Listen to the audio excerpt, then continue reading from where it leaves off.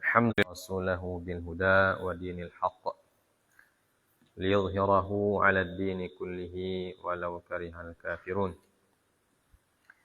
وأشهد أن لا إله إلا الله وحده لا شريك له وأشهد أن محمدا عبده ورسوله لا نبي بعده اللهم صل وسلم وبارك على نبينا محمد صلى الله عليه وسلم وعلى آله وأصحابه ومن تبعهم بإحسان إلى يوم الدين أما بعد. Jamaah sekalian dimuliakan oleh Allah Subhanahu wa taala, kita memanjatkan puja dan puji syukur kehadirat Allah Azza wa Jalla. Pada malam hari ini kita kembali diberikan nikmat oleh Allah Subhanahu wa taala. Nikmat yang terbesar adalah nikmat iman dan Islam serta hidayah yang masih dicurahkan kepada kita sekalian. Salawat dan salam kita sampaikan pula kepada Nabi junjungan kita, Nabi Allah Muhammad sallallahu alaihi wasallam, serta para keluarga dan sahabat-sahabat beliau yang diridhoi oleh Allah Subhanahu wa taala. Asyhadu an la ilaha illallah. Kita akan membaca kembali poin terakhir yang berkenaan dengan perang Uhud. Dan ini poin yang penting juga, selain kita tahu kisah dan peristiwa heroiknya, yang paling penting justru dari kisah-kisah ini adalah pelajaran-pelajaran yang dikandung dalam peristiwa tersebut. Atau yang biasa disebut dengan fiqhus sirah, fikih sirahnya, atau ilmu-ilmu yang ada dalam sirah itu yang menjadi cerminan kita pada zaman sekarang.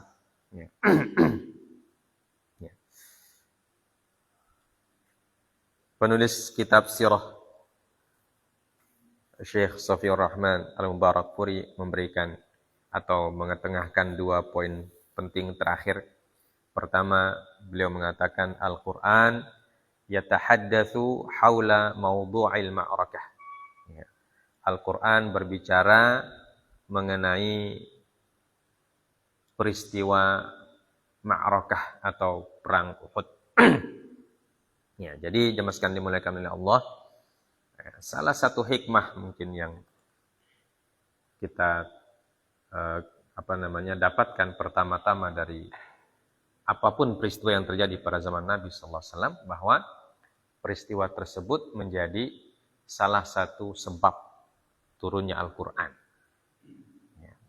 Sebagaimana kita ketahui bahwa Al-Qur'an diturunkan oleh Allah Subhanahu wa taala tidak satu kaligus. Tapi Al-Qur'an diturunkan oleh Allah Azza wa Jalla selama 23 tahun, sejak periode Mekah sampai periode Madinah, sampai Rasulullah dipanggil oleh Allah Subhanahu wa taala. Dan di Madinah Al-Qur'an turun banyak yang berkaitan dengan peristiwa-peristiwa yang terjadi. Baik itu peristiwa pada saat Rasulullah dan para sahabat dalam keadaan damai, ataupun peristiwa yang mereka hadapi berupa peperangan, kemudian makar, kemudian infiltrasi musuh, dan berbagai macam peristiwa. Jadi itu menjadi sababun nuzul. Jadi sebab-sebab nuzul atau sebab-sebab diturunkannya ayat-ayat Allah Subhanahu wa taala. Dan ayat-ayat Allah yang diturunkan berkaitan dengan peristiwa tersebut tentu memiliki hikmah-hikmah, baik secara khusus ataupun secara umum untuk seluruh zaman dan seluruh tempat, di mana syariat Allah menjadi acuan kehidupan manusia. Nah, khusus tentang peristiwa Uhud ini, beliau mengatakan, wa nazalal Qur'anu yulqi daw'an ala jami'il marahilil muhimmati min hadhil ma'rakati marhalatan. Dan telah turun Al-Quran yang menyampaikan kepada kita daw'an. Ya, daw'an itu gambaran. Ya. Gambaran terhadap semua fase ya, yang sangat penting dari peperangan ini, marhalatan. Ya. Jadi setiap fasenya digambarkan secara rinci oleh Al-Quran. Ya. Jadi dari tahap ke tahap peperangan itu disebutkan dalam Al-Quran. Wa yudli bi ta'liqatin tusarrihu bil asbab allati addat ila hadhil khasaratil fadihah. Ya. Dan Al-Quran juga memberikan ta'liqat. Ya. Ta'liqat itu bahasa kita semacam catatan-catatan atau koreksi atau evaluasi. Ya. Beberapa evaluasi ya, yang Al-Quran secara tasrih, ya, secara jelas mengatakan bahwa sebab-sebab terjadinya kerugian kaum muslimin pada saat perang tersebut. Ya, ya. Disebutkan dalam Al-Quran apa penyebab utamanya dari peristiwa yang sudah kita kisahkan atau yang sudah kita baca dari awal sampai akhir. Wa abdan nawahi ad-dha'ifa allati lam nazal mawjudatan fi tawaifa ahlil imani bin nisbati ila wajibihim fi mithli hadhil mawqif al-hasimah. Ya. Dan Al-Quran juga, jadi Al-Quran itu menggambarkan setiap fase dari peristiwa itu sekaligus memberikan koreksi ya, terhadap apa yang dilakukan oleh para sahabat, sekaligus sebagai evaluasi, ya, sekaligus sebagai pengingat. Ya, kata beliau bahwa ada aspek-aspek yang lemah, ya, yang masih senantiasa ada ya, fi tawaifi ahlil iman. Di tengah-tengah kelompok orang-orang beriman. Nah, ini jadi pelajarannya itu. Ya, jadi Al-Quran sudah sebutkan ya, secara gamblang bahwa apa kekurangan yang dilakukan oleh kaum muslimin ketika itu yang menyebabkan terjadinya kerugian. Ya. Dan apa aspek yang selalu terulang terjadi setiap zaman dan sejarah. Ya, Al-Quran berbicara tentang peristiwa Uhud itu bukan cuma peristiwa pada hari itu saja. Ya. Tapi kata beliau, Al-Quran berbicara tentang Uhud atau perang Uhud, yaitu peristiwa yang terjadi sebelumnya yang menjadi penyebab, dan peristiwa pada saat terjadinya perang itu, ya, baik yang positif dan negatif. Kemudian Al-Quran mengingatkan bahwa ada aspek-aspek yang negatif yang yang sering terulang dalam sejarah kaum muslimin. Nah, ini yang menjadi peringatan. Maujudah fi tawaifi ahli iman bin nisbah ila wajibihim fi mithli hadhil mawaqif al-hasimah. Jadi aspek-aspek itu nanti dijelaskan dalam Al-Quran kalau kita baca. Ya, dijelaskan dalam Al-Quran sering dilakukan oleh kelompok-kelompok orang beriman. Di sini disebutkan taifah. Ya. Kenapa disebut taifah? Artinya yang melakukan itu terkadang ya, tidak semua kaum muslimin secara umum. Ya. Tapi ada bagian-bagian dari kaum muslimin yang melakukan hal tersebut yang menyebabkan kerugian untuk seluruh kaum muslimin. Ya, itu yang perlu kita ingat ya, dari peristiwa perang Uhud. Ya, kata beliau bahwa Al-Quran mengingat itu atau mengingatkan dan juga memperingatkan. Ya. Jadi kesalahan-kesalahan kelompok kecil dan ini kesalahan sering terjadi. Inilah yang biasa menjadi apa? Menjadi penyulut, ya. Penyulut peristiwa-peristiwa besar selanjutnya, ya, yang di luar dugaan kita. Ya. Fi mithli hadhil mawaqif al-hasimah. Pada peristiwa mauqif atau pada kondisi, ya, al-hasimah, kondisi yang terjepit, ya, seperti itu. Ya. Wa bin nisbah ilal ahdafin nabilatis samiyah allati unsyiat lil husuli 'alaiha hadhil ummah. Ya. Sekaligus juga Al-Qur'an menyebutkan tujuan-tujuan yang mulia, yang tinggi, ya, yang harus dibangun, ya, untuk mendapatkan kemuliaan umat ini. Ya. Allati tamtazu an ghairiha bi kauniha khair ummatin ukhrijat linnas. Yang menyebabkan umat ini istimewa, ya, dibandingkan dengan umat-umat yang lain, karena umat ini adalah umat yang diutus oleh Allah Subhanahu wa taala untuk mengeluarkan manusia dari kekufuran, ya, menjadi orang-orang yang beriman. Ya.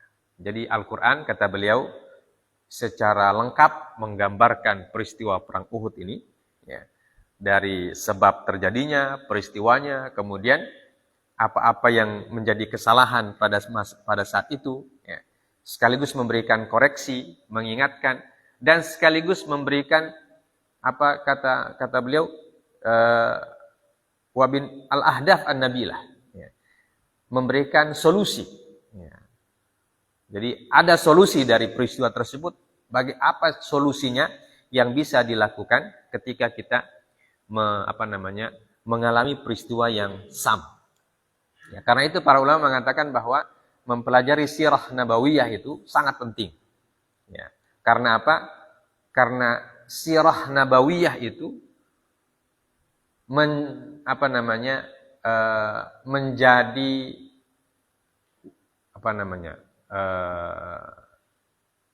wujud bukan ekspresi, ya,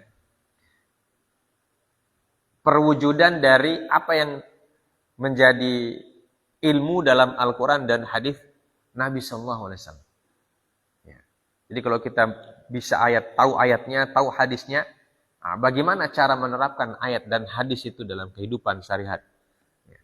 Karena Al-Quran dan hadis itu kan dia berupa pedoman. Ya. Seperti kalau kita undang-undang dasar lah begitu. Ya. Dan untuk menerapkannya ke dalam kehidupan kita perlu contoh, ya, contoh penerapannya. Nah, itulah sirah, contoh penerapannya. Dan biasanya contoh penerapan dalam kehidupan Nabi Sallallahu Alaihi Wasallam terhadap ayat yang turun, ya, biasanya begitu.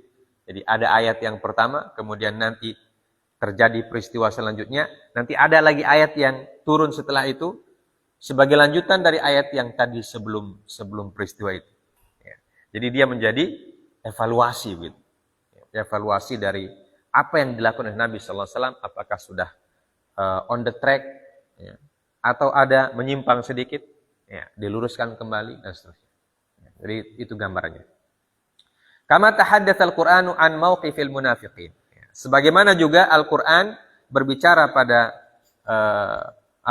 penjelasan tentang peristiwa perang Uhud ini tentang mauqif al-munafiqin. Ya, tentang posisi orang munafik dalam setiap peristiwa sejarah. Ini sebagai pengingat untuk kaum muslimin sampai hari kiamat. Ya. Jadi ketika kita berjuang, ya, membela agama Allah Subhanahu wa taala dari serangan musuh, ya, mesti ada kelompok yang ini, ya, kelompok munafikin, dan mereka punya peran, ya, peran dalam peristiwa itu. Ya. Apakah perannya, tapi kebanyakan perannya negatif, ya. Kebanyakan perannya negatif. Ya, secara lahiriah. Ya. Walaupun tentu kalau dilihat dari hikmah, ya, tentu apa yang mereka lakukan itu memiliki hikmah. Ya. Ada hikmah yang kita dapatkan di situ. Ya, contohnya ini. Ya. Kenapa orang munafikin, ya, Abdullah bin Ubay bin Salul menarik pasukannya yang 300 orang itu? Ya. Ternyata di situ hikmahnya besar juga. Supaya apa? Fafadhahum. Pertama, ya, kata beliau, supaya kita tahu siapa orang yang kita jadikan sebagai teman ya, ketika berjuang. Ya. Jadi tidak semua orang bisa kita jadikan sebagai teman yang memang harus seiring sejalan dalam perjuangan. Ya. Ada teman-teman yang seiring ketika mendapatkan keuntungan saja. Ya. Dan ketika rugi, mereka tidak mau ikut, mereka cuci tangan. Ya. Dan seterusnya. Wa abda ma kana fi batinihim minal adawati lillahi wa lirasulih. Dan Al-Qur'an menyatakan tentang apa yang ada dalam batin mereka, batin orang-orang munafik, berupa permusuhan kepada Allah dan Rasulnya. Jadi itu yang ada dalam hati orang munafik. Dan itu nyata dalam Al-Quran disebutkan. Quran surah Al-Baqarah. Ya. Apa disebutkan oleh Allah Subhanahu wa taala? Mereka mengatakan ya. Al-Baqarah apa ayatnya? Tentang orang munafikin. Yukhadi'una Allah walladzina amanu. Ya. Ayat sebelumnya wa ma yakhda'una illa anfusahum wa ma yash'urun. Nah, ayat sebelumnya apa? Atau setelahnya?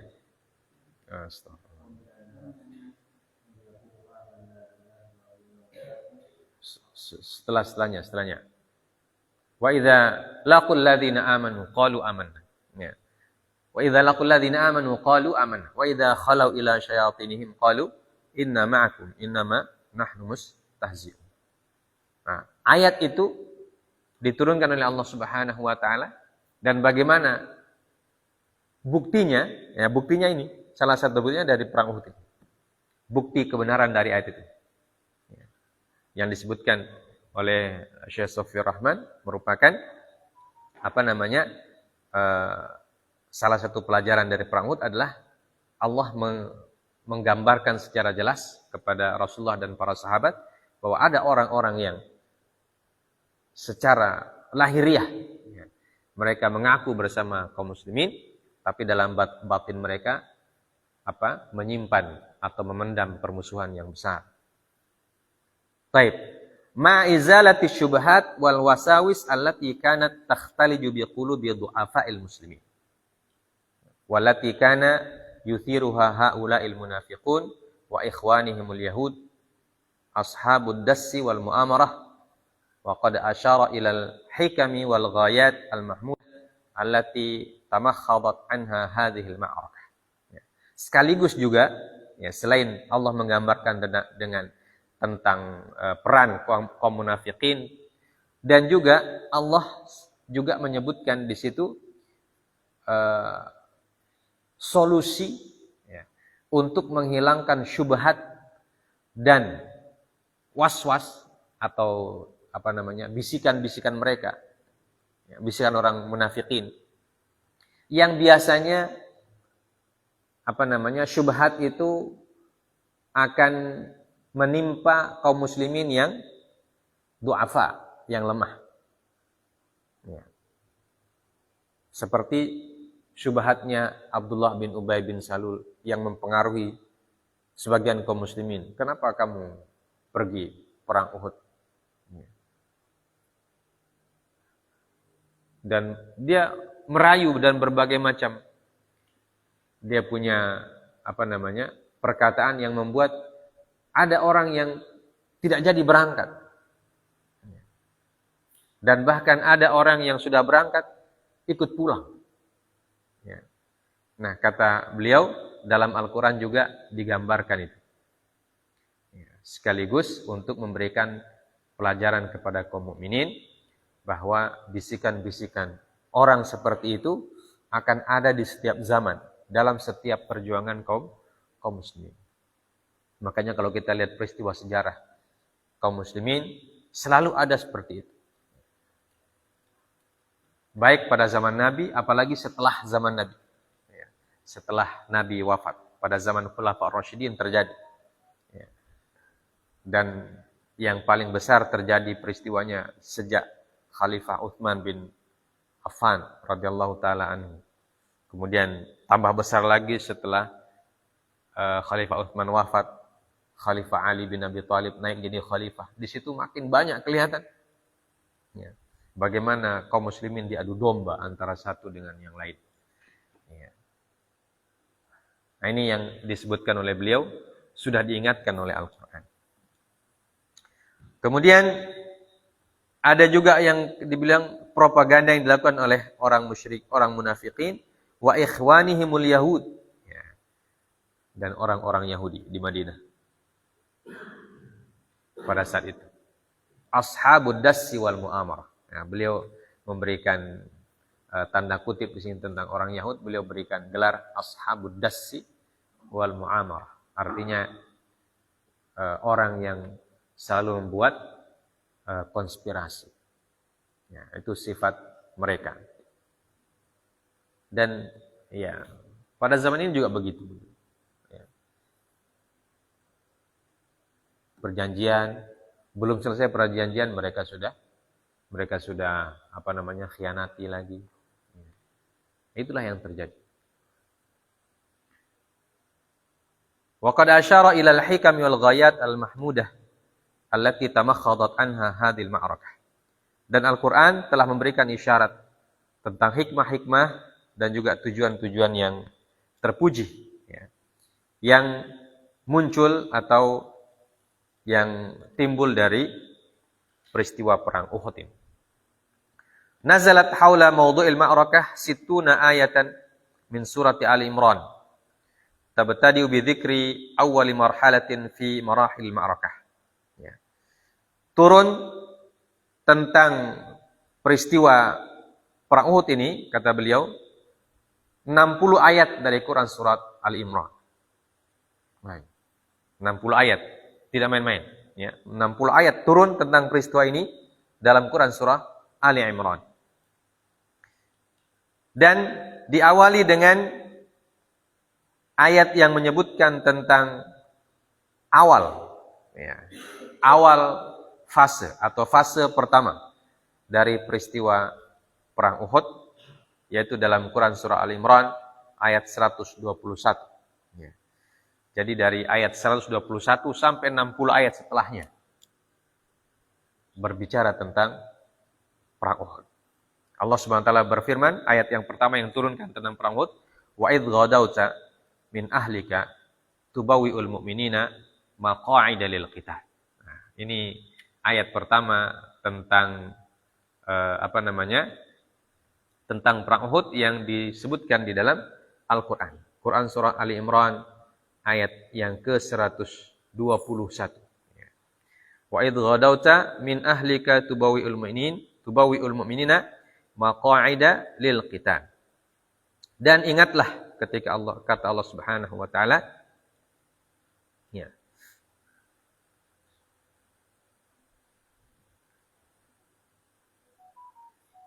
Dan ingatlah ketika engkau berangkat. Idh ghadauta, ghada yaghdu, artinya berangkat pada pagi hari.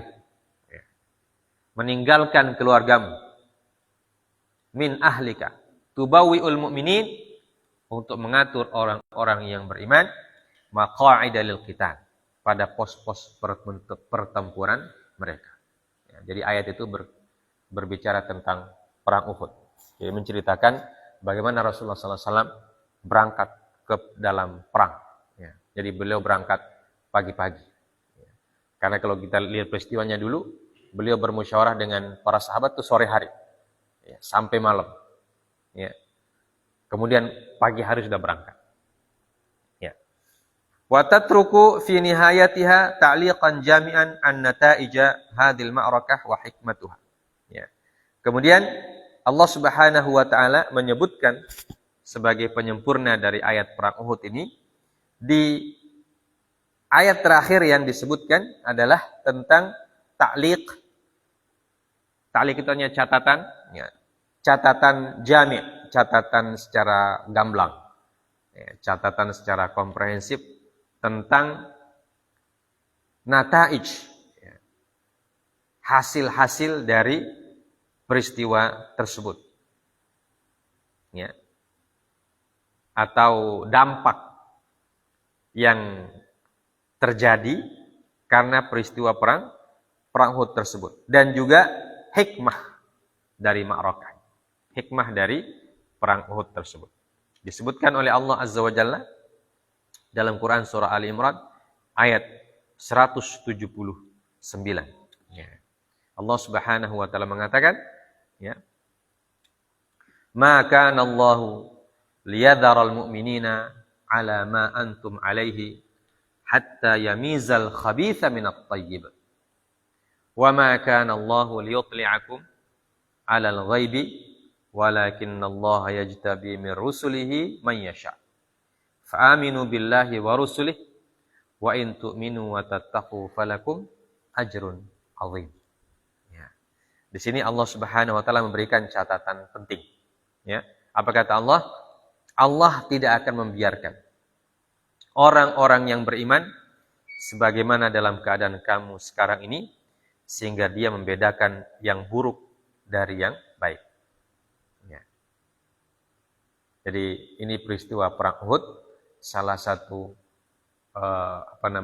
salah satu tujuan besarnya adalah untuk men-screening, ya, men-screening orang-orang yang betul-betul beriman, dipisahkan dengan orang-orang yang imannya hanya sekedar di lisan. Men-screening itu artinya apa? Bahasa kita sekarang, menyaring. Ya. Jadi salah satu hikmah dari perang Uhud adalah menyaring siapa yang ada di sekitar Nabi SAW yang memang berjuang, memang tulus dan ikhlas. Ya. Dan siapa yang hanya mengaku, itu orang munafikin. Jadi Allah Subhanahu wa taala menyaring orang beriman dan orang munafikin. Ya. Itu salah satu yang disebutkan oleh Allah Azza wa Jalla hikmahnya. Hatta yamizal khabitha minat thayyib. Dan setelah Allah setelah Allah menyaring itu, Allah tidak akan membiarkan ini orang yang tersaring ini dalam keadaan dalam keadaan kalah. Ya. Maka Allahu liyadharal mu'minin. Allah tidak akan membiarkan mereka berjuang sendirian. Ya. Tapi Allah akan mendampingi terus. Ya. Jadi dalam setiap peristiwa sejarah kaum muslimin selalu ada begitu. Ya. Ada peristiwa, ada orang-orang yang tulus berjuang dan ada orang-orang yang tidak tulus berjuang. Dia berjuang dengan berbagai macam motivasi dan tujuan. Ya, termasuk ketika perang Uhud, kita sebutkan bahwa di antara orang yang berperang pada perang Uhud itu ada orang yang tidak beriman. Ya. Ada orang munafikin yang merupakan anak buahnya Abdullah bin Ubay bin Salul yang tidak ikut pulang, dia tetap berjuang di situ. Tapi motivasinya bukan untuk Allah. Dari mana kita tahu motivasinya? Ketika dia ditanya oleh Rasulullah setelah terjadinya peperangan. Dia bilang, saya bukan berperang karena Allah. Saya berperang hanya untuk menjaga kehormatan saya punya kaum saja. Jadi untuk menjaga kehormatan kaumnya. Dia tidak berperang dengan atas nama Allah Azza wa Jalla. Dan ada juga orang yang tidak beriman ikut berperang. Sampai ada orang yang bunuh diri juga. Setelah peristiwa itu. Nah. Baik. Apa kata Allah? Wa ma kana Allahu liyutli'akum 'alal ghaibi. Allah tidak akan memperlihatkan kepadamu hal-hal yang gaib. Ya. Walakinnallaha yajtabi min rusulihi man yasha. Akan tetapi Allah Subhanahu wa taala memilih siapa yang Dia kehendaki di antara rasul-rasulnya. Ya. Jadi di sini ada proses penyaringan, ada proses pemilihan, ya. Pemilihan orang-orang yang memang betul-betul berjuang karena Allah Subhanahu wa taala. Ya. Ada proses pemulangan orang-orang yang berjuangannya tidak karena Allah dan seterusnya. Dan ada juga pelajaran terhadap perjuangan orang-orang yang ikut menjadi korban tapi tidak karena Allah. Jadi berbagai macam akhirnya setelah perang Uhud selesai, ternyata dalam tubuh kaum muslimin itu ada banyak kelompok yang punya motivasi beda-beda dalam perjuangan tersebut. Dan itu terulang dalam sejarah. dalam sejarah bahwa bisa saja bersatu orang beriman dan orang tidak beriman untuk mempertahankan sesuatu. Tapi motivasi mereka beda-beda. Ya. Motivasi mereka beda-beda. Nah itu yang nanti yang membuat hasilnya juga nanti beda-beda juga. Dan Allah sudah peringatkan. Fa'aminu billahi wa rusulih wa in tu'minu wa tattaqu falakum ajrun 'adzim. Ya, maka kata Allah Azza wa Jalla, dari sekian banyak aspek dan peristiwa yang terjadi perang Uhud itu, satu intinya. Fa'aminu billahi wa rusulih. Maka berimanlah kepada Allah dan Rasulnya. Jadi iman yang menjadi pembeda. Ya, jadi dalam setiap perjuangan, ya, iman yang menjadi pembeda antara orang beriman dan orang tidak beriman. Walaupun mungkin bisa jadi sama-sama ketika berjuang. Ya, tapi di dalam pandangan Allah Subhanahu wa taala nanti tetap ada perbedaannya. Orang beriman dan yang tidak beriman. Ya. Fa'aminu billahi wa rasulih wa in tu'minu wa tattaqu falakum ajrun 'adzim. Kalau kalian beriman dan bertakwa kepada Allah Subhanahu wa taala, maka kalian akan mendapatkan ajrun 'adzim, pahala yang besar. Ya. Di ayatnya, kesimpulannya dari ayat ini, ya, bisa saja kita berjuang dengan siapapun. Ya. Tapi yang paling penting adalah kita berjuang karena Allah Subhanahu wa taala, karena keimanan kita kepada Allah. Ya. Dan itu yang terjadi dalam setiap peristiwa sejarah. Ya. Ya, di negeri kita juga begitu. Ya. Yang mempertahankan negeri kita ini kan bukan cuma kaum muslimin. Ada juga orang yang bukan kaum muslimin juga ikut berjuang. Ya. Dan mereka gugur juga. Maka secara dunia sama nilainya pahlawan. Ya, di dunia. Jadi pahlawan semua di dunia.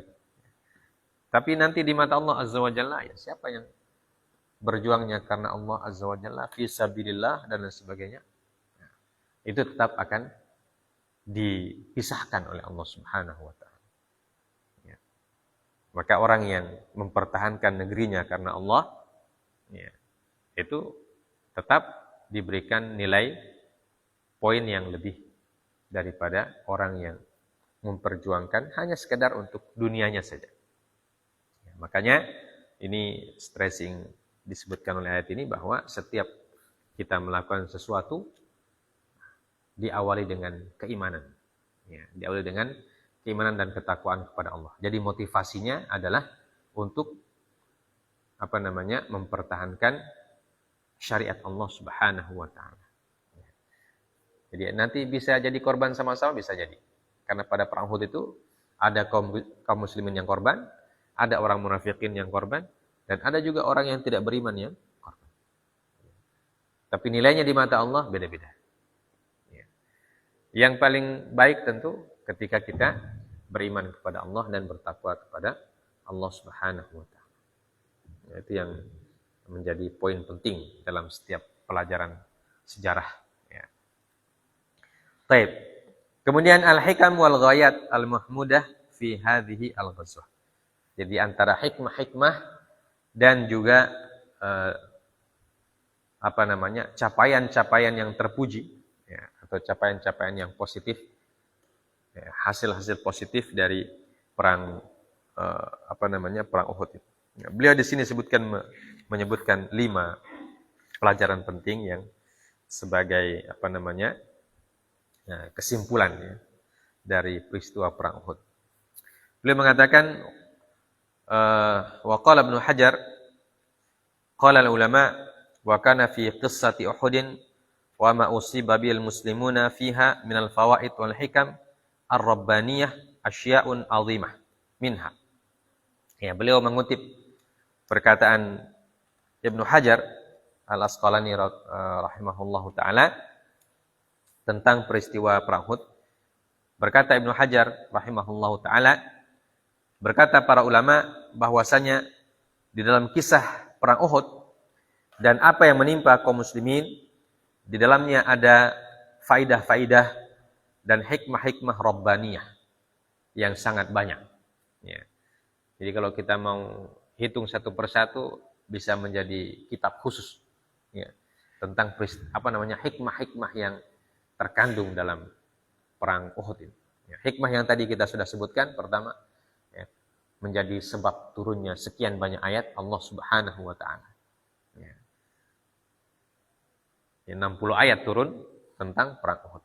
Dan di dalam ayat yang berjumlah 60 itu, ya, berbagai macam hikmah Rabbaniyah disebutkan oleh Allah Azza wa Jalla. Ya. Beliau mengatakan, awalan minha ta'riful muslimin su'a aqibatil ma'siyah wa syu'martika bin nahi lima waqa'a min tarki rumati mauqifahum alladhi amarahum Rasulullah SAW an la yabrahu minhu. Ya. Jadi hikmah yang pertama kata beliau adalah memberitahukan kepada kaum muslimin, ya, dampak negatif dari kemaksiatan atau dampak negatif dari pelanggaran terhadap larangan Nabi atau larangan syariat pada umumnya. Ya. Jadi ada dampak negatifnya. Jadi setiap larangan Allah Subhanahu wa Ta'ala yang dilanggar, atau larangan Nabi yang dilanggar, atau perintah Nabi yang dilanggar, perintah Allah yang dilanggar, pasti menimbulkan dampak negatif. Ya. Dan itu terjadi di mana-mana. Ya, ketika orang bermaksiat kepada Allah, melanggar aturan Allah, melanggar syariat Allah, pasti akan terjadi dampak-dampak negatif yang dirasakan oleh kaum itu, orang yang ada di situ. Dan yang melanggar itu tidak harus semua orang. Satu atau dua orang yang melanggar itu menyebabkan dampaknya akan menyeluruh. Makanya dalam Islam itu selalu ada yang syariat yang namanya al-amru bil ma'ruf wan nahyu 'anil munkar. Karena itulah amar ma'ruf nahi mungkar itu menjadi tidak boleh ditinggalkan. Karena dengan itu kita saling mengingatkan supaya kita tidak melanggar syariat Allah Subhanahu wa Ta'ala. Kaum muslimin kenapa masih sampai sekarang masih masih bisa eksis? Salah satu hal yang membuat kaum muslimin eksis sampai hari ini, walaupun dengan penderitaan yang bermacam-macam. Bayangkan kita bangsa Indonesia saja dijajah selama 350 tahun. Kenapa? Karena masih ada itu amar ma'ruf nahi mungkar. Dan amar ma'ruf nahi mungkar itulah wasilah atau sarana kita untuk saling mengingatkan supaya kita tidak melanggar syariat Allah Subhanahu wa Ta'ala. Walaupun masih ada juga yang melanggar. Masih ada juga yang melanggar. Dan setiap pelanggaran itu dampaknya pasti akan menimpa kepada seluruh orang yang ada. Di dalam ayat Allah mengatakan ayatnya la tusibannal ladzina dzalamu wattaqu fitnatan la tusibannal ladzina dzalamu minkum khassah. Quran surah Al-Anfal. Dan takutlah kepada suatu ujian yang tidak akan menimpa kepada orang yang jelek saja. La tusibannal ladzina dzalamu minkum. Bukan cuma orang yang zalim yang ditimpa oleh musibah itu, ujian itu. Tapi semua. Makanya ini amar ma'ruf dan nahi mungkar itu selalu menjadi jargon kaum muslimin. Dan itulah yang menjadikan kita tidak rugi serugi-ruginya. Wal asri innal insana lafi khusrin. Illal ladzina amanu wa amilus solihati wa tawassaw bil haqqi wa tawassaw bis sabr. Jadi tawassaw bil haqq dan tawassaw bis sabr itu menjadikan kita tidak merugi secara total. Ada kerugiannya tapi tidak total. Masih bisa diperbaiki. Makanya amar ma'ruf nahi mungkar. Nah, di sini disebutkan bahwa dari mana peristiwa itu kita dapatkan pelajarannya?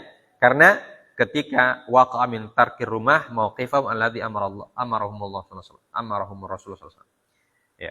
Kemaksiatan itu di sini pelanggaran terhadap perintah Nabi dalam perang itu dianggap ya dalam tanda kutip sebagai sebuah kemaksiatan. Ya, karena melanggar perintah Nabi, ya, melanggar perintah Nabi maksiat. Ya, walaupun mereka bertaubat setelahnya kan, mereka minta maaf pada Allah dan Rasulnya dan mereka diampuni oleh Allah. Ya, tapi tetap dikatakan sebagai kemaksiatan itu. Ya, melanggar aturan Allah dan Rasulnya Sallallahu Alaihi Wasallam. Ya. Dan akibatnya mereka yang merasakan semuanya. Jadi yang melanggar itu berapa orang? 40 orang saja kan yang turun dari gunung itu. Kan 50 orang yang disimpan oleh Nabi di gunung rumah di bukit. 40 turun. Jadi dari berapa? Dari 700 orang ya, yang melanggar perintah Nabi cuma 40. Tapi yang merasakan dampaknya semua. Ya, yang merasakan dampaknya semua. Bahkan Nabi juga ikut merasakan dampaknya itu. Sampai beliau juga kena. Ya. Nah ini yang disebutkan oleh beliau hikmah yang pertama. Bahwa setiap pelanggaran terhadap syariat Allah Subhanahu wa Ta'ala akan berdampak negatif. Dan ketika dampak itu turun, dia tidak menimpanya orang yang melanggar itu saja. Ya. Tapi bisa menimpa semua orang yang ada di situ. Ya. Makanya tadi kita sebutkan itulah fungsinya amar